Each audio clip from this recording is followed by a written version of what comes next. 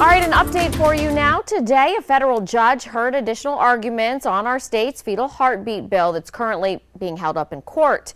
The abortion law is on temporary restraining order, meaning it's not in effect for now.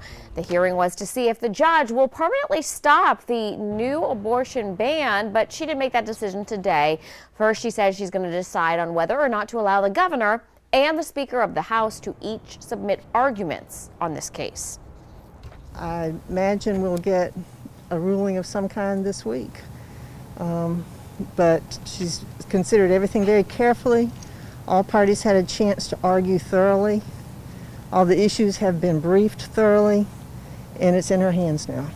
Well, we would certainly be happy to win on any part of our argument. We believe that the entire law is valid and should be upheld, but if the judge ruled in favor of severability, we would be certainly pleased with that too. All right, so if you're asking yourself, what does severability mean? Well, it means that the Attorney General's office still wants certain parts of the law enforced, even if the judge strikes down the abortion law. For example, they're arguing that the internal ultrasound used to detect a heartbeat should still be required, even if the abortion law isn't upheld. The judge voiced her opposition to that, but will make her official decision in the near future.